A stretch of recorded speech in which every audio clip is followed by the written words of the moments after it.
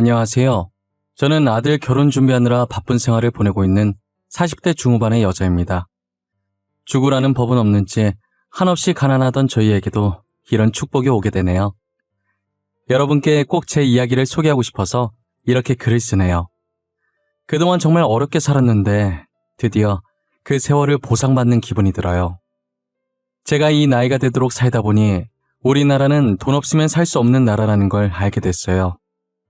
가난은 가난을 낳는다는 말이 있죠. 그 말처럼 남편도 저도 가난한 집안에서 태어나 제대로 된 교육을 받아보지 못하고 일찍 학교를 그만두고 남들보다 빨리 사회생활에 뛰어들었어요. 일을 해도 여전히 가난했고 여전히 무시받는 인생을 살았습니다. 그래도 저희는 둘만 있으면 무서울 것 없이 행복했어요. 순정아, 비록 우리가 가진 건 없지만 어떤 순간에도 절대 기죽지 말고 당당하게 살자. 자신감 하나면 뭐든 할 수 있어. 두려워하지 말자. 난 오빠만 있으면 돼. 절대 키 안 죽어.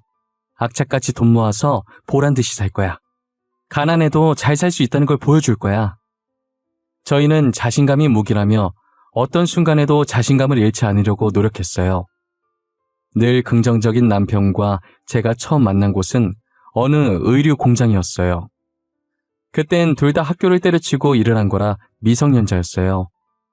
당시 저희를 받아주는 곳이 공장밖에 없었고 공장에서도 성인인 척 보이려고 어른들이 입을 법한 옷을 입고 다니고 그랬었어요. 다른 공장도 그런지는 모르겠지만 저희 공장은 관리자가 굉장히 난폭했어요. 굳이 화 안 내도 되는 일에도 화를 내며 저희에게 스트레스를 푸는 것 같았어요. 남편과 저는 둘 다 같은 처지라 공장 주인이 난폭하게 굴 때마다 서로에게 의지하며 위로해주는 사이가 되었습니다. 2년 동안 함께 붙어서 일하는 시간이 많아지다가 정이 들어버려서 결혼까지 하게 된 거죠. 공장 사람들은 처음 저희가 공장에 들어왔을 때 성인이 아니라는 걸 진작에 눈치를 채고 있었는데 가엾고 불쌍해서 쉬쉬해줬더라고요.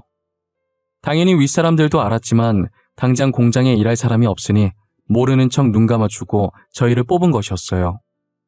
그런데 저희가 서로 결혼하겠다고 말하자 직원들은 수군대기 바빴어요. 어린 것들이 발랑 까져가지고 분명히 임신해서 결혼했을 거야. 하라는 일은 안 하고 그런 짓거리를. 에휴. 얌전하게 생긴 것들이 왜 그랬대? 여기 사람은 생긴 걸로 판단하면 안 돼.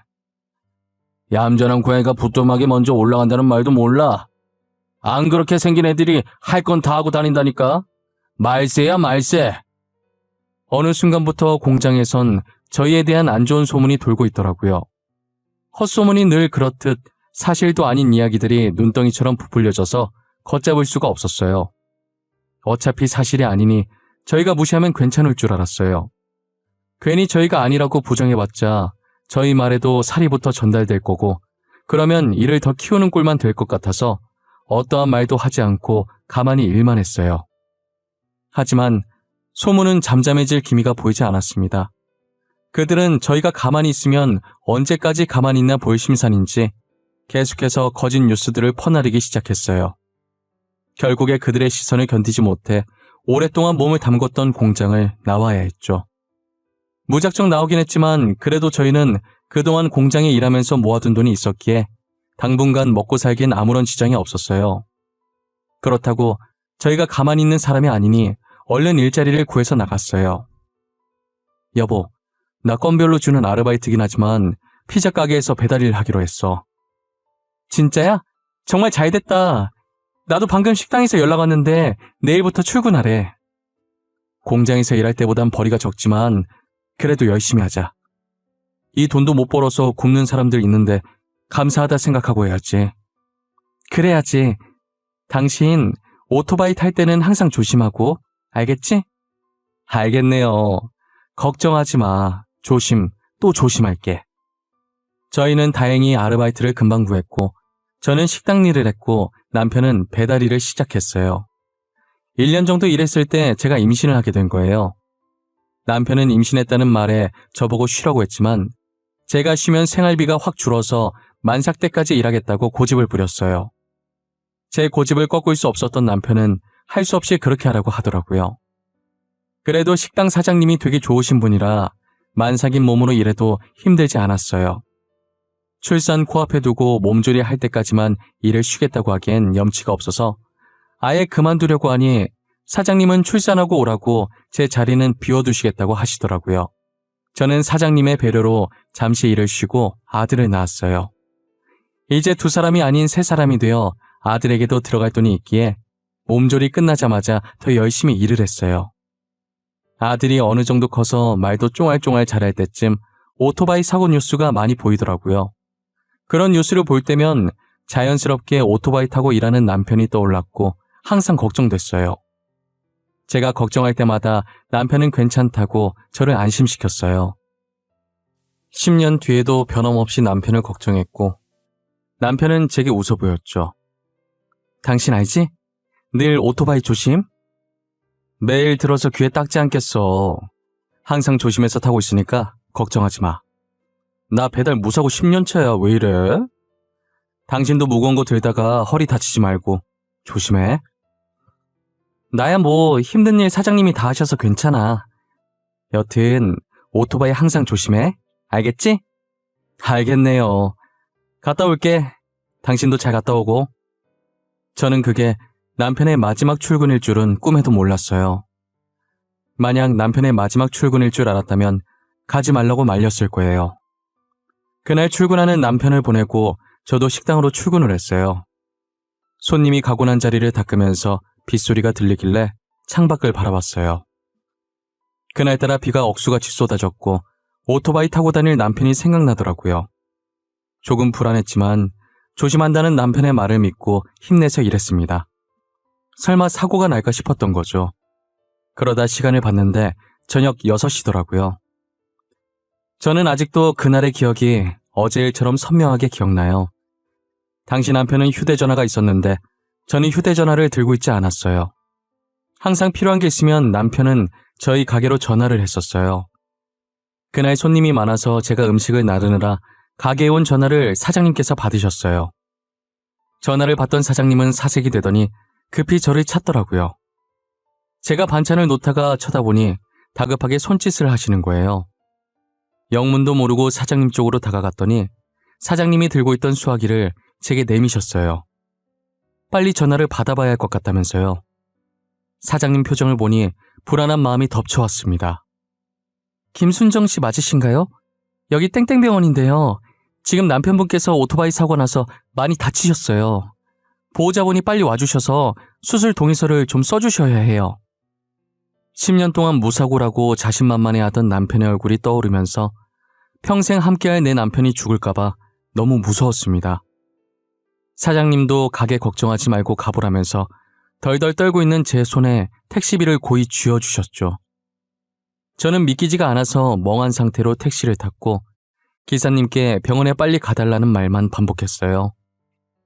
응급실에 도착하니 사람이 무척이나 많았고 입구 쪽에 간호사 여러 붙어있는 침대가 보였습니다. 제발 저 침대에 누워있는 게 남편이 아니길 기대했는데 남자의 얼굴을 확인하니 남편이었어요. 간호사는 남편 몸에 조그마한 기계를 여기저기 붙이고 있더군요. 그 순간 심장이 멎고 말았고 삐 거리는 소리가 제 귀를 찔렀습니다. 재빨리 응급실 의사가 제세동기로 응급처리를 해준 덕분에 심장은 다시 뛰기 시작했어요. 간호사는 저를 보더니 보호자분 맞으세요? 빨리 여기 수술 동의서 작성해 주세요. 라고 말했습니다. 제가 서명하자마자 남편의 침대는 빠르게 수술실로 들어갔죠. 6시간이 지났고 저는 수술이 끝나기만을 기다렸습니다. 수술실에서 의사가 나오더니 수술은 잘 마쳤지만 의식이 돌아올지는 기다려봐야 한다며 무거운 표정을 보이셨어요. 남편은 중환자실에 들어갔고 그제서야 긴장이 풀려 바닥에 주저앉고 말았어요. 다행이라고 해야 될까요? 오토바이를 몰던 남편이 언젠가 다칠 줄 알고 돈을 열심히 모아놓았던 탓에 입원할 돈은 있었습니다. 보험도 꼬박꼬박 들어놨고요. 먹고 입는 걸 아껴서 월급의 대부분을 저축해놓길 다행이다 싶었습니다. 원래는 집 사려고 모아둔 돈이었는데 이렇게 쓸 줄은 몰랐지만 그래도 다행이었죠. 수술비를 결제하고 돌아오니 남편 중환자실 앞에 누가 찾아왔더라고요. 처음 보는 남자였는데 잔뜩 화가 난 표정으로 의식 없는 남편에게 욕을 퍼붓고 있었습니다. 저는 영문도 모른 채 그 남자에게 누구냐고 물었어요. 이병식 씨가 일하고 있던 피자 가게 점장이요. 아니, 오토바이를 어떻게 몰았길래 사고가 나요? 지금 배달 못해서 가게의 피해가 얼마인지는 알아요? 오토바이도 다 박살났더만. 아, 죄송합니다. 빗길에 미끄러져서 사고가 났다고 하던데. 이건 저희 남편도 어떻게 할 수 없는 일이지 않습니까? 남편이 지금 위중한 상태라 수술도 오랜 시간 했고. 아니, 지가 목숨이 위험하면 다야? 내가 피해보는 건 어쩔 건데? 비가 와도 조심조심 신속하게 운전할 수 있는 거 아니야? 아주 돈에 미쳐서 빨리 배달하려다 사고 내놓고 가게에 피해만 주고. 우리 가게 오토바이는 또 어떡하냐고? 천천히 신속하게가 어떻게 됩니까? 그게 가능하시면 점장님께서 하시지 그러셨어요. 뭐예요? 방금 뭐라고 그랬어요? 돈도 쥐뿔도 없어서 이딴 배달해봐라 하는 주제에 내 말에 토를 달아? 버러지 같은 것들이 쌍으로 미쳤나? 니들 가게 피해받은 거 보상 제대로 안 하면 고소할 거니까 그렇게 하라!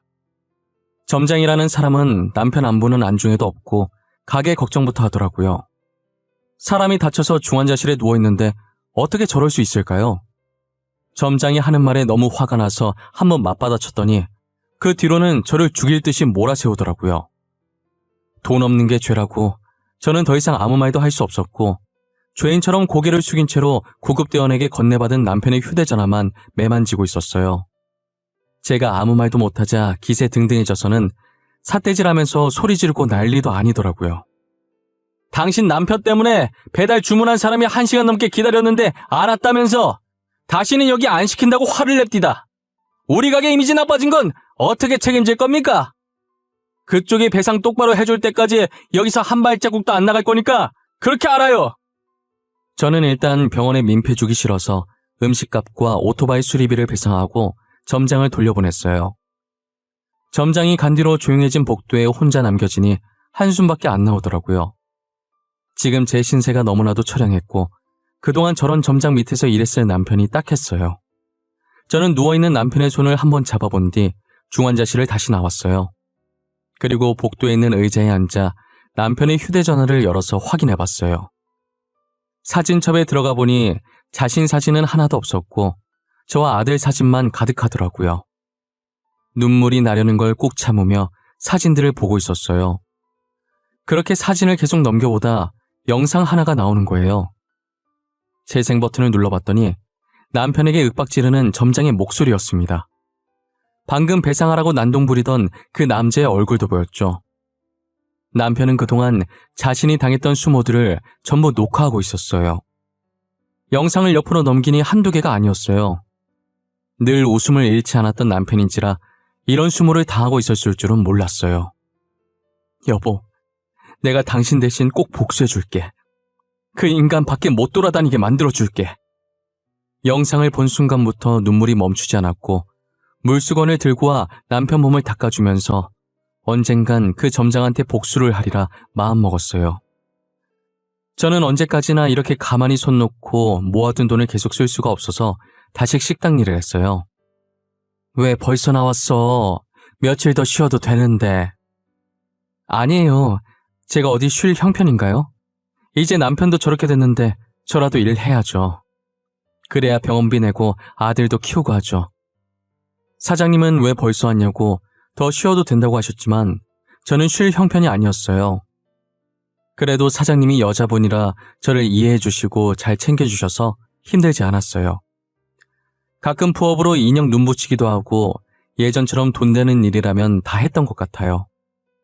그렇게 바쁜 하루하루를 보내니 금방 한 달이 지나갔고 식당에서 월급을 받는 날이 돌아온 거예요. 집으로 돌아와 받은 월급을 확인해 보니 평소 받던 월급보다 3배 많이 들어있더라고요. 저는 사장님이 잘못 넣으신 건가 싶어서 다음날 출근할 때 돈을 그대로 다시 들고 갔어요. 사장님, 어제 월급을 받았는데 사장님께서 잘못 주신 것 같아서요. 잘못 준 거 아닌데 순정 씨 월급 맞아. 얼마 안 되는 돈이긴 한데 남편 병원비에 보태. 사장님, 제가 어떻게 이 돈을 받아요? 일 열심히 하는 직원한테 사장이 주는 보너스라고 생각해. 이것밖에 못해줘서 너무 미안해. 혹시라도 도움 필요하면 언제든지 말하고. 사장님은 평소에도 일 잘하고 성실하다며 저를 많이 아끼셨어요. 10년 넘게 일하면서 아파도 아픈 내색 안 하고 하루도 쉰 적이 없었거든요. 제가 계속 고마워하자 그렇게 고마우면 앞으로도 계속 자기랑 같이 일해달라고 부탁하셨어요. 저는 그 부탁이면 100번이고 들어줄 수 있다고 죽는 그날까지 사장님과 같이 일하겠다고 했어요. 그러다 한 번은 사장님께서 저를 따로 부르시는 거예요. 제게 할 말이 있다면서 부르시더니 다른 일자리를 추천해 주시더라고요. 순정 씨, 식당 일 말고 다른 일 안 해볼래? 여기보다 월급도 많고 하는 일도 별로 없어. 뭐 하는 곳이길래 하는 일도 없는데 여기보다 월급이 많아요? 우리 남편이 회사를 하나 운영하고 있거든. 그런데 비서 자리 하나가 빈다고 하더라고. 가서 딱히 할 일은 없고 그냥 남편 스케줄 체크해주고 오전에 커피 한 잔만 타주면 돼. 저는 비서 일을 해본 적이 없는데 제가 잘할 수 있을까요? 그럼 원래 남편이 혼자서 스케줄 다 챙겼었는데 회사가 커지다 보니까 이제 혼자 하는 건 힘든가 보더라고. 진짜 간단한 일이야. 편하게 돈 벌 수 있는 기회라니까. 사장님 감사합니다. 꼭 연락드려서 해볼게요. 마땅히 하는 일도 없이 월급이 식당 일했던 것보다 많다는데 굳이 마다할 이유가 없었어요. 저는 그렇게 사장님의 남편 회사에서 일을 하기 시작했어요. 지금 다니는 회사 대표님도 부부 아니랄까봐 식당 사장님처럼 다정하시고 저를 잘 챙겨주시더라고요. 순정씨, 첫 출근인데 힘들진 않았어요? 아직은 뭐가 뭔지 잘 모르겠죠? 걱정해 주셔서 감사해요. 제가 빨리 배워서 회사에 도움이 되어야 될 텐데 직원분들도 다 착하셔서 적응 빨리 할 수 있을 것 같아요. 다행이네요.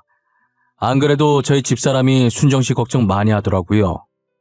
원래 비서 굳이 필요 없는데 집사람이 하도 부탁을 해서 순정씨 비서로 입사시킨 거거든요. 아, 사장님이요? 그러셨구나. 전혀 몰랐어요. 아참, 이거 집사람이 말하지 말라고 했는데 우리 집사람한테는 모르는 척 하세요. 제가 말했다는 거 알면 우리 마누라 또 난리 납니다. 오늘 너무 수고하셨고 저희는 내일 또 봅시다. 알고 보니 비서 자리 굳이 필요 없는 것이었는데 식당 사장님께서 부탁해서 만든 자리였어요. 저를 신경 써주신 식당 사장님도 사장님 부탁 흔쾌히 들어주신 대표님도 너무 감사했어요. 언제가 됐든 기회가 된다면 이 은혜를 꼭 갚아야겠다는 생각을 하면서 일해왔습니다. 대표님 비서로 일한 지도 4개월 정도 지났을 때 퇴근을 하고 여느 때처럼 식당으로 향했어요. 제가 퇴근하고 별일 없으면 종종 식당에 가서 사장님을 도와주곤 했거든요. 그날도 평소처럼 식당 문을 열고 들어갔는데 사장님이 보이질 않는 거예요. 잠시 화장실이라도 갔나 싶어서 행주를 찾으러 주방 쪽으로 들어왔는데 주방 바닥에 사장님이 쓰러져 계시더라고요. 저는 급하게 구급차를 불러서 사장님을 병원으로 모시고 갔어요. 다행히 제가 빨리 발견했는지 골든타임 안에 응급실에 도착했어요. 저희 사장님 좀 살려주세요. 도대체 왜 쓰러지신 거예요? 깨어나시긴 하는 거죠? 네, 선생님. 일단 진정하시고요. 저혈압으로 잠시 기절하신 것 같아요. 그래도 빨리 발견하셔서 다행이에요. 조금이라도 늦게 발견했으면 진짜 큰일 날 뻔했어요. 생명의 은인이세요. 사장님이 갑자기 쓰러지신 건 기립성 저혈압 때문이었고 제가 조금만 늦게 발견했으면 심장에 무리가 가서 사망했을 수도 있다고 하셨어요. 뒤늦게 제 전화를 받고 온 대표님은 저를 보자마자 고맙다고 연신 고개를 숙였어요. 너무 고마워요, 순정씨. 순정씨 없었으면 진짜 어쩔 뻔했어요. 우리 아내가 한 번씩 어지럽다고 한 걸 내가 귀담아 들었어야 했는데 너무 안일했네요, 제가. 아니에요. 그래도 제가 가게 들릴 때라서 사장님이 운이 좋으셨어요. 그동안 두 분이 제게 얼마나 잘해주셨는데요. 저도 도움이 되어드리고 싶었는데 이렇게 될 줄은 몰랐네요. 오히려 제가 두 분께 은혜를 갚는 거예요. 저는 정말 바라는 거 없어요. 순정씨, 그래도 이건 그냥 넘어갈 수가 없어요. 언제든 저희가 은혜를 꼭 갚을 수 있게 해주세요. 저는 괜히 민망해서 머리만 긁고 있다가 이제야 주변을 둘러봤는데 정말 공교롭게 사장님이 온 병원이 알고 보니 저희 남편이 있는 병원인 거예요. 그래서 기왕 온 김에 남편 병실에도 잠시 들리게 됐어요. 여전히 남편은 잠을 자듯 평온한 표정으로 누워있더라고요. 남편 몸을 물수건으로 닦아주려고 다가가는데 손가락이 살짝 떨리는 걸 봤고 급하게 간호사를 부르러 뛰쳐나갔어요. 간호사를 데리고 오니 남편이 서서히 눈을 뜨더라고요. 의사는 남편 눈에 불빛을 비춰보며 확인을 하더니 의식이 돌아온 것 같다고 하셨죠. 쓰러진 지 8개월 만에 남편이 의식을 되찾았습니다. 다행이에요.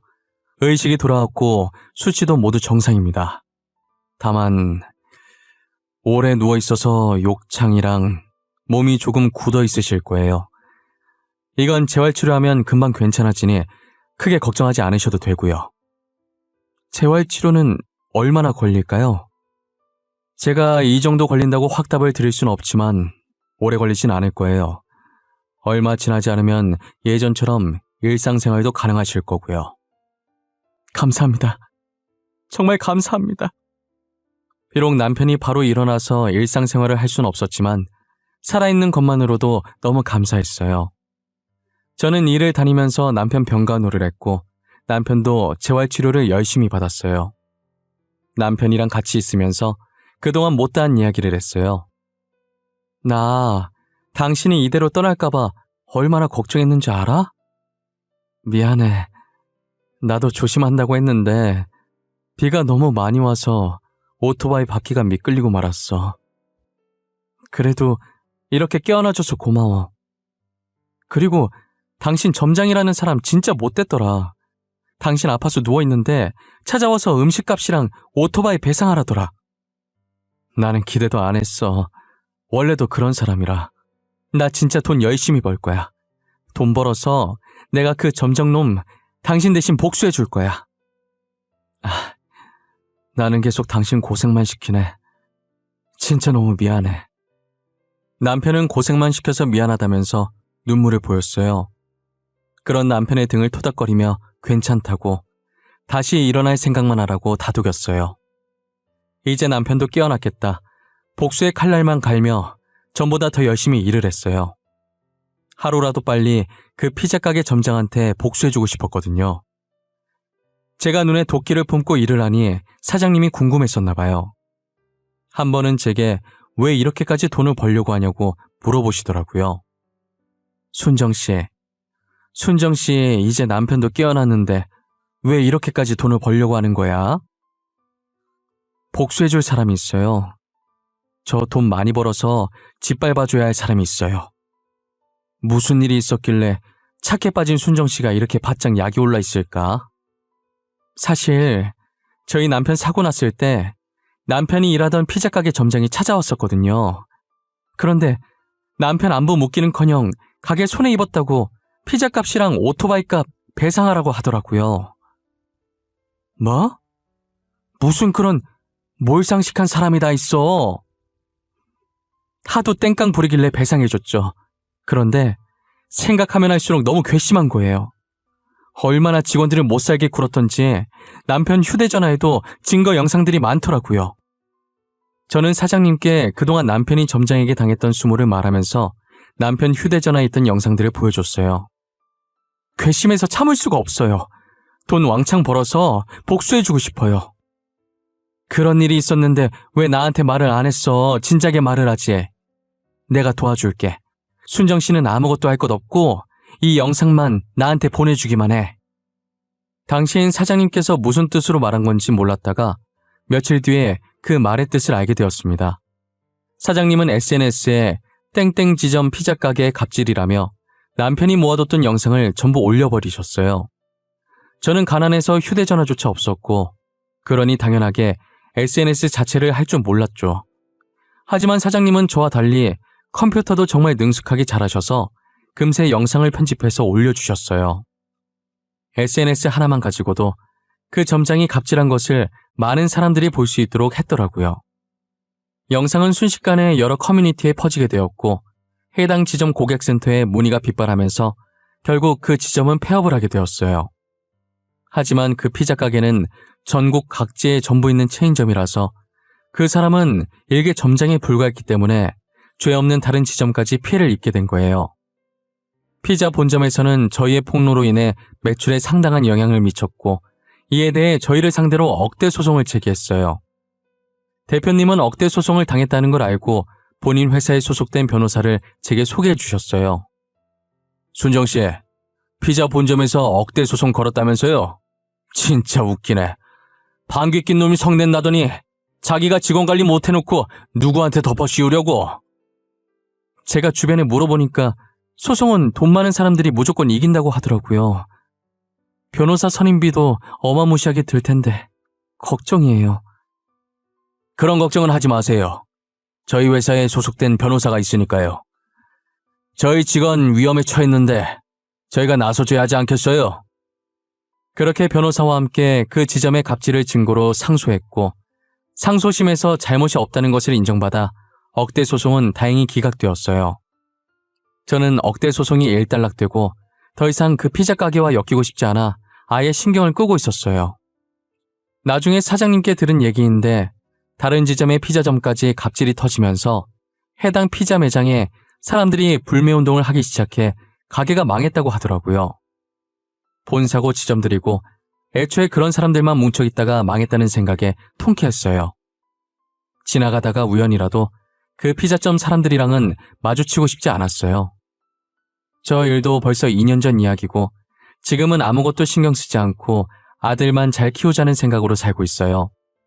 남편도 재활치료 끝내고 퇴원해서 지금은 대표님 기사로 일하고 있어요. 저나 남편이나 항상 저희를 신경 써주신 게 감사해서 평생 두 분을 보좌하기로 했어요.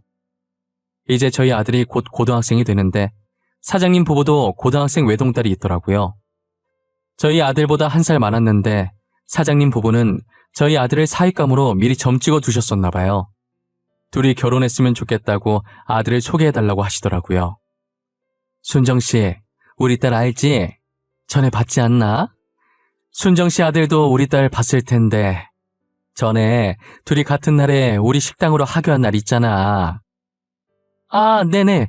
기억났어요. 아니, 나는 순정씨 아들이 참 마음에 들더라고. 순정씨도 우리 딸 마음에 들면 둘이 결혼시켰으면 좋겠는데 말이야. 네? 결혼이요? 저희 아들 이제 고등학생 되고 사장님 따님도 아직 학생인데 무슨 결혼이에요. 사장님도 참. 누가 지금 시키지? 성인 돼서 결혼시키자는 말이지. 오늘 집에 가서 아들한테 1살 연상 어떠냐고 물어봐. 아니 사장님, 그걸 둘째치고 아들 결혼시키려면 신혼집 해줘야 하는데 저희 부부가 가진 게 없어요. 당장 저희 집도 변변치 않은데. 그건 걱정하지 마. 목숨을 빚졌는데 내가 그 정도도 못하겠어? 혼수는 전부 우리 부부가 해올 거야. 순정씨 아들은 진짜 몸만 오면 돼.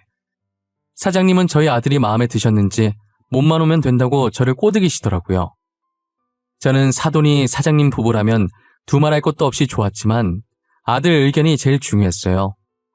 아들 마음이 어떨지 모르니 일단 이 이야기는 사장님과 저 사이에 비밀로 하기로 했어요. 그 사이 저희 아들은 공부를 열심히 해서 단번에 의대에 입학하게 되었고 어쩌다 보니 사장님 딸과 엮여서 지금은 좋은 인연으로 결혼 준비를 하고 있어요. 저도 상견례 할 때 알게 된 건데 아들이 사실 사장님 딸을 처음 봤을 때부터 좋아했었다는 거예요. 그런데 숫기가 없어서 마음을 제대로 표현하지 못했었다고 하더라고요. 반면 사장님 딸도 저희 아들을 마음에 들어했고 저희 아들과는 반대로 뭐든 적극적으로 하는 성격이라 사장님 딸이 먼저 대시를 했다고 들었어요. 만나게 될 인연은 다 만나게 된다고 고등학생 이후로 마주친 적 없다가 꽈팅을 통해서 다시 만나게 됐대요. 둘 다 꽈팅에 관심 없었는데 이상하게 그날따라 가고 싶어서 나갔다가 마주친 거죠. 저희 아들은 이제 본과생 2학년이고 사장님 딸은 올해 초에 졸업해서 직장을 다니고 있어요. 아직 저희 아들이 학생이라 결혼은 이른 것 같았는데 어차피 둘이 결혼시킬 거 아니냐고 나중에 하나 지금 하나 똑같다길래 이번 연도 끝나기 전에 결혼식을 추진하기로 했어요. 요즘은 아들 결혼 준비하면서 정말 행복한 하루하루를 보내고 있어요. 이미 지난 날은 다 잊고 앞으로 있을 행복한 일들만 생각하고 살려고요.